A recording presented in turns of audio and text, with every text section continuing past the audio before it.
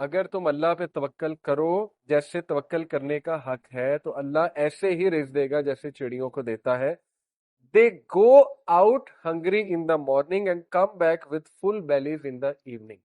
اس میں key word کیا ہے؟ They go out. They don't سٹ. یہ نہیں کہا وہ بیٹھی رہتی ہیں اور بیلی فل ہو جاتی. کیا کہا؟ دے گو آؤٹ. یہ کی ورڈ ہے، گوئنگ آؤٹ. ہاتھ پیر ہلانا آپ کا کام ہے، رزق آپ کو تلاش کرنے کا. وہ آپ کو ڈھونڈ رہا ہے، وہ کیا پتا نہیں کہاں ہاتھ پیر ہلا کے ملنا ہے.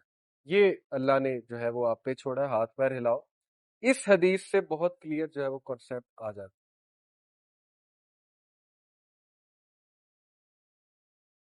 تو اس میں کوئی کنفیوز ہونے والی بات نہیں. لوہے محفوظ اللہ کا کامل علم ہے. میں ابھی یہ موبائل یوں پکڑ رہا ہوں، اللہ کو پتا ہے. اسی لیے میں اللہ کی عبادت کرتا ہوں، اسی لیے میں پراؤڈ ہوں اللہ کا ورشپر. دیکھیں آج میں آپ کو کہوں کہ ایک ایسی ہستی ہے جس کو آپ کا سب پتا ہے، اے ٹو زی. آپ کا جو آپ نے کرنا ہے، ابھی آپ نے یہاں سے چل کے آ جانا ہے، وہ بھی اس کو پتا ہے. آپ کہیں گے کون ہے؟ آپ تو بیعت کر لیں گے جا کے. آپ کہیں گے میں تو ملاؤ اس سے، کون ہے؟ یہی اللہ ہے. اللہ کے علاوہ کوئی نہیں ہے. غیب کا علم اللہ کے علاوہ کسی کو نہیں ہے. خزانوں کا علم اللہ کے علاوہ کسی. میری فیٹ اللہ کو پتا ہے اور میں اس پہ پراؤڈ ہوں. اس میں کوئی چیلنج کرنے کی ضرورت نہیں ہے کہ یہ کیا، یعنی اللہ کو پتا ہے. کچھ لوگ کہتے ہیں جی کہ اچھا اللہ کو پتا ہے کہ آپ جہنمی ہیں یا فلانا جہنمی، تو پھر میرا کیا قصور؟ نہیں، ایسے ہم نے نہیں کرنا. اللہ کو پتا ہے، یہ اللہ کا علم ہے اور وہ ہمارا رب ہے. اور اسی لیے وہ رب ہے، اسی لیے اللہ سبحانہ وتعالیٰ اومنی پوٹنٹ ہے، اسی لیے وہ سب سے زیادہ پاورفل ہے، العزیز ہے، الحکیم ہے. وہ خدا ہے، وہ رب ہے، وہ گاڈ ہے، اللہ ہے وہ اللہ. اور اللہ جیسا کوئی نہیں ہو سکتا. اس لیے بی پراؤڈ کہ آپ اس رب کی عبادت کرتے ہیں جس کو سب پتہ ہے. اس لیے ہم اس سے رہنمائی طلب کرتے ہیں کہ اللہ آپ کو پتا ہے میں نے کل کیا کرنا ہے، مجھے نہیں پتا، لہٰذا میرا کل بھی اچھا کر دے. صحابہ ایسی دعائیں کیا کرتے تھے. حضرت عمر کہتے تھے کہ اللہ اگر آپ نے مجھے ریچڈ لکھا ہے، بدقسمت لکھا ہے، تو مجھے خوش قسمتوں میں شامل کر دو، مجھے بلیسڈ بنا دو. یہ دعا کتنی پسند آئی ہوگی اللہ کو. اس میں اکنالجمنٹ بھی ہے کہ اللہ میں تیرے کامل علم کی اکنالجمنٹ کر رہا ہوں کہ تجھے سب پتہ ہے، لیکن ریکویسٹ بھی کر رہے ہیں. اللہ کو یہ دعا کتنی پسند، اور چینج ہوتی. دعا سے چیزیں چینج ہوتی ہیں، لیکن اللہ کے علم میں ہے کہ یہ دعا بھی کرے گا اور چینج بھی ہوگی. اسی لیے توفیق بھی اس سے مانگنی چاہیے. یہ اس لیول کے کانسیپٹس ہیں کہ اگر ہماری نوجوان نسل اس کو سمجھ لیں تو اللہ سے وہ تعلق بنے گا کہ آپ سوچ بھی نہیں سکتے. اللہ سے کبھی جدا ہی نہیں ہو. ہر میٹر میں اللہ کو شامل کریں گے. جتنا آپ اللہ کو جانیں گے آپ کا اللہ سے تعلق خوبصورت سے خوبصورت ہوتا جائے.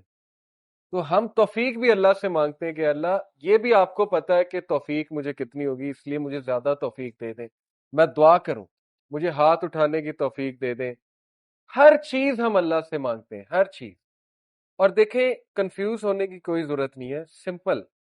جو بھی قرآن میں حدیث میں کانسیپٹس ہیں نا، تقدیر کے، رزق کے، ان کو ہم نے کس روشنی میں دیکھنا ہے؟ سنت کی روشنی میں، کہ اس کی پریکٹیکل مینیفیسٹیشن کس شخص نے کی؟ رسول اللہ نے. پریکٹیکل مینیفیسٹیشن کیا ثابت ہوتی ہے سننا سے؟ سب سے زیادہ قرآن کسے سمجھ آیا؟ اللہ کے نبی کو. سب سے زیادہ اللہ کسے سمجھ آیا؟ اللہ کے نبی کو. انہیں کیسے سمجھ آیا؟ انہیں بھی پتا تھا رزق پری ڈیسٹنڈ ہے، پتا تھی یہ بات، انہیں بالکل پتا تھی. لیکن ان کا عمل کیا بتاتا ہے؟ ہجرت جب کی ہر طریقہ اپنایا کہ نہیں اپنایا؟ راستہ ریسرچ کیا کون سا اچھا ہے؟ بالکل ریسرچ کی. بیک اپ پہ حضرت علی کو بیڈ پہ سلایا، بالکل سلایا، وہ طریقہ بھی اختیار کیا. راستے میں جو کھانے پینے کا بندوبست تھا وہ بھی کیا، بالکل کیا. ساری ریسرچ کی، بالکل کی. غزوہ خندق کی مثال لیں، بہت سی مثالیں ہیں، میں چند ایک دے رہا ہوں. اسباب اختیار کیے، بالکل کیے. سپائز کو، حضرت حذیفہ بن یمان کو ایز اے انٹیلیجنٹ سپائے، جو کہ بالکل جائز ہے، جنگ کے موقع پہ بنایا، بھیجا. سارا جو ہے وہ جا کر ان سے انفارمیشن ایکسٹریکٹ کروائی. اس کے بعد ایک پروپیگنڈا بھی جو ہے وہ جائز، جو پروپیگنڈا ہوتا ہے وہ بھی اختیار کیا کہ مشرکین کو اور جیوز کو آپس میں ذرا ان میں پھوٹ ڈالی جائے. وہ بھی آپ کو واقعہ یاد ہوگا، ایک صحابی کو بھیجا، اس نے جا کے، ان صحابی نے جا کے قریش کو کوئی بات کی، جیوز کو کوئی بات کی، جائز ہے جنگ میں، اور اس کو پروپیگنڈا کہتے ہیں، جائز پروپیگنڈا، وہ بھی اختیار کیا. دعائیں بھی کی رو رو کے. بہت دعائیں کی، ڈیلی جاگ کے دعائیں کرتے تھے، اینڈ میں وکٹری مسلمانوں کو ملی، جبکہ اللہ نے یہ کہا ہوا ہے، سورہ فتح کی غالباً آیا ہے کہ کتب اللہ لأغلبن انا ورسلی، اللہ نے لکھ دیا ہے کہ اللہ اور اس کا رسول غالب ہوں گے۔ اللہ نے تو بتا دیا پروفٹ کو کہ آپ نے غالب ہونا ہی ہونا ہے، فتح مکہ آپ ہی کی ہے، لیکن بغیر ایفرٹ کے اگر اللہ نے کسی کو کچھ دینا ہوتا تو محمد رسول اللہ کو دیتے صلی اللہ علیہ وسلم، کیونکہ سب سے پیارے وہ ہیں اللہ کو، لیکن ان کی 23 سالہ ایفرٹس آپ کے سامنے ہیں۔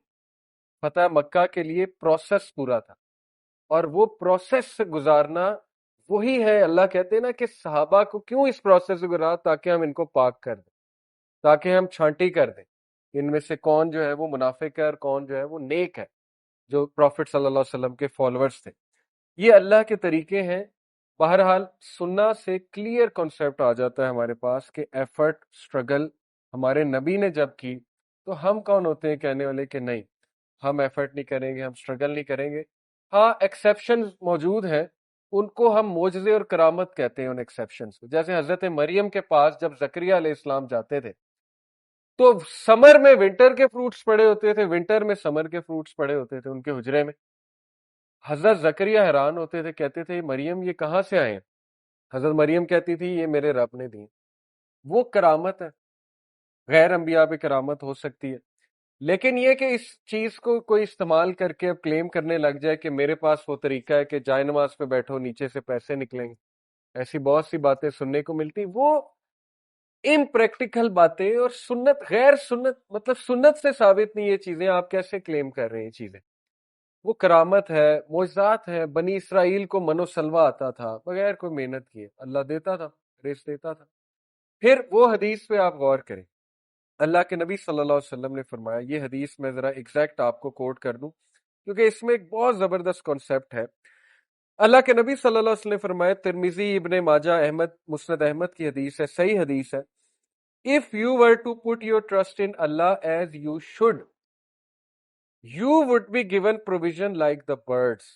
اگر تم اللہ پہ توکل کرو جیسے توکل کرنے کا حق ہے تو اللہ ایسے ہی رزق دے گا جیسے چڑیوں کو دیتا ہے۔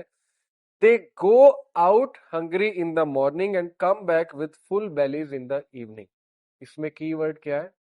They go out، they don't sit۔ یہ نہیں کہا وہ بیٹھی رہتی ہیں اور بیلی فل ہو جاتی، کیا کہا؟ They go out۔ یہ کی ورڈ ہے، گوئنگ آؤٹ۔ ہاتھ پیر ہلانا آپ کا کام ہے، رزق آپ کو تلاش کرنے کا، وہ آپ کو ڈھونڈ رہا ہے، وہ کیا پتہ نہیں کہاں ہاتھ پیر ہلا کے ملنا ہے، یہ اللہ نے جو ہے وہ آپ پہ چھوڑا ہے، ہاتھ پیر ہلاؤ۔ اس حدیث سے بہت کلیئر جو ہے وہ کانسیپٹ آ جاتا ہے۔ تو بہرحال جو میں بات کر رہا تھا کہ سنت سے کلیئرلی ثابت ہو رہا ہے یہ رویہ کہ توکل کا مطلب یہ نہیں ہے کہ بس بندہ اب ایفرٹس نہ کرے اور ایک ہی چیز پہ اڑا رہے۔ آج نوجوان کہتے ہیں ہماری جاب نہیں لگ رہی، سوال یہ آپ ایک ہی چیز پہ کیوں اڑے گے؟ انجینئرنگ کر لی تو اسی پہ اڑے رہنا، رسک پتہ نہیں کیسے ملنا ہے آپ، تھوڑی اور چیزیں ٹرائی کریں، بزنس تھوڑا سا ٹرائی کریں، کوئی اور طرح کوئی اسباب اختیار کریں، اس پہ ڈپریس ہو کے ڈپریشن کی وجہ یہ کہ اتنا پیسہ لگا کے اسٹڈی کی ہے، وہ اگین کنسیپٹ ٹھیک ہونے لے۔ ایجوکیشن کا مقصد کیا ہوتا ہے؟ Refinement of personality, refinement of ideas, نکھار آ جائے، تھوڑا سا ایک سوشل سٹیٹس مل جائے، مل گیا، اچھی یونیورسٹی سے پڑھے، اچھی ڈگری لے لی، سوشل سٹیٹس بھی مل گیا، اب جاب ہو سکتا ہے کوئی اور نیچر کی بھی آپ کو کرنی پڑ جائے۔ بہرحال یہ بڑا مشکل ہے ہمارے معاشرے میں، لیکن اگر ہم اس کو سمجھ جائیں تو بہت سے ہمارے مسئلے حل ہو سکتے ہیں۔ آپ کو اچھا نام مل گیا یونیورسٹی کا، آپ کو جو ہے ریفائنمنٹ ہوگی پرسنالٹی کی، آئی ٹی اسکل آ گئے، آپ کو ریسرچ کرنے کے اسکلز آ گئے، آپ کو پاور پوائنٹ بنانا آ گئی، آپ کو بہت سے اسکل لرن کر لی ایجوکیشن سے، آپ کو سوشل اسکلز آ گئے، دوستوں سے انٹریکٹ کرنے کے وغیرہ وغیرہ۔ ایجوکیشن کا مقصد حل ہو گیا، یہاں فل سٹاپ لگا دیں، آگے کوشش کریں جاب ڈھونڈنے کی، ملتی ہے اچھی بات ہے، نہیں ملتی ہاتھ پیر اور ماریں۔ یہ ہے اصل میں کانسیپٹ جن کو میں سمجھتا ہوں ہمیں معلوم ہونا چاہیے۔